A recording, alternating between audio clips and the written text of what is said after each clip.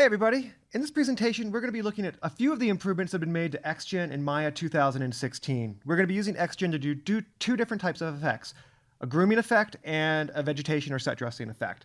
So the first thing that we want to do is select a piece of geometry that we want to create an XGen description on, and we're going to be actually using the new preset workflow to speed this process up. So we'll just go to the modeling menu, jump into generate, go to the XGen library, bring this up, and if these presets look familiar, it's because they're the same presets we had with Maya Fur.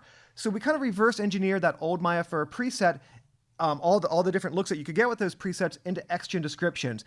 And this is really nice because it gives you a great starting off point as well as an awesome tool for learning how to put together your own descriptions. When you dig into these guys, you'll see how we built them up, and it's really going to assist you in getting your head around the right way of building XGen descriptions. So let's just go ahead and grab one of these presets and apply it to our currently selected piece of geometry.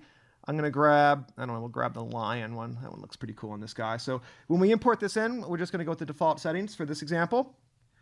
So you can see Maya is going to go through. It's going to create that XGen description. It's going to add to it everything that we need to create the look and feel of that lion, and then go ahead and generate the preview for me of what that fur is going to look like, or what that XGen description is going to look like directly inside of Viewport 2.0. Now, obviously, I don't want to have fuzzy lion fur on my character's head here, so let's go ahead and delete that guy, and let's start off with another description that I actually built up on another computer and then just simply transferred over onto this computer by grabbing that presets folder. So this makes a really easy mechanism for you to share different descriptions with people. So let's go ahead and just delete this description, and we'll jump over to my folder here. It's worth mentioning that the descriptions can work with all the different types of XGen, ways that you've generated them. So whether they've been generated using attributes and expressions, guide-based workflows, groomable spline workflows, or archive-based. And in this example, you can see I've got an archive-based tree, and then I've got some spline-based examples here. And what we want to do is we want to use this Sven top spikes, which is going to just generate the hair sort of in my character's the middle part of his hair, the top part, the spikes of his hair. So let's just double click on that guy. Now this one was done using guides, so we have to make a couple decisions on how we want to transfer those guides on. We'll just go with position based. It's going to work just fine for this example.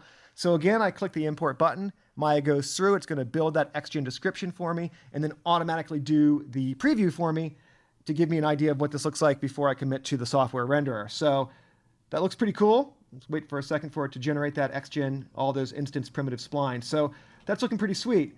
Now there's been some other changes or modifications made to the way we can interact with these guides. So let's go ahead and look at a quick example of that. I'm going to turn off the preview of those descriptions. We don't need to have that up anymore.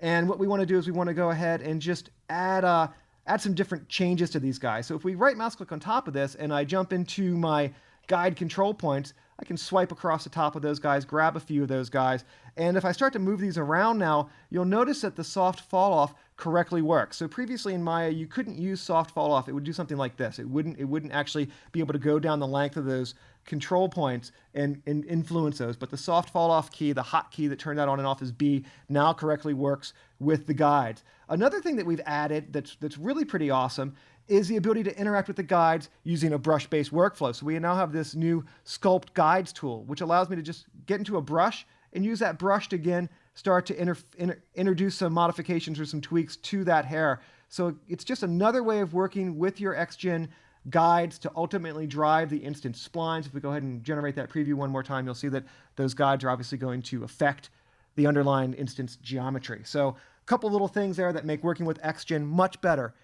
Keep in mind that we've threaded XGen now too, so all that guide description stuff that we're doing when we generate those previews happens much faster in 2016 than it did in previous versions of Maya. So users are going to totally love that, I'm sure.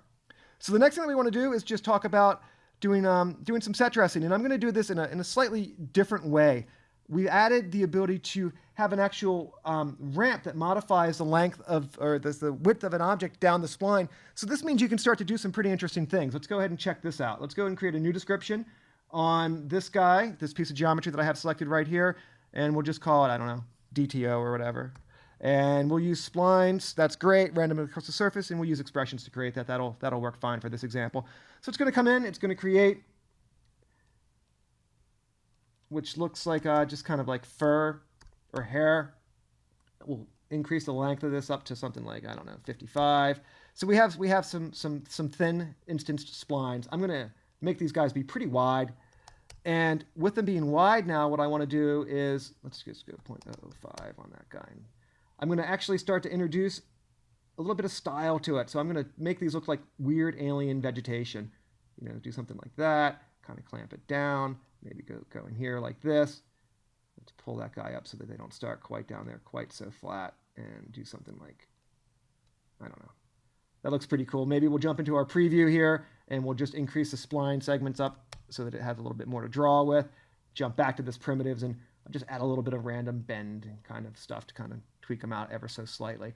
So this little ramp widget really does open up a lot of possibilities. You want to do things like feathers or whatever, you know, having the ability to adjust the shape of that primitive spline down the length of it is actually pretty cool.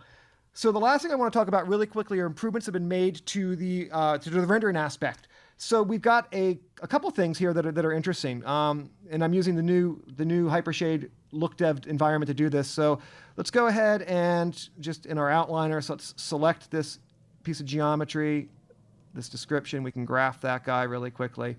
Let's just clear this out here, and we'll graph that. So we've now got a new physical hair model. This is really great, awesome, but we can also apply Maya materials directly to these objects. So let's just jump over to our create, and I'll just grab a blend, and I can say assign material to my selected object in my viewport. Let's make sure we have it selected. Looks like I deselected it here. Let's grab that description and assign that guy to that. So what I want to do is I want to actually start to introduce some length coloring happening here. So what I can do is I can just jump into my create tab, and if we go down here to our 2D textures, we can grab something like the ramp widget.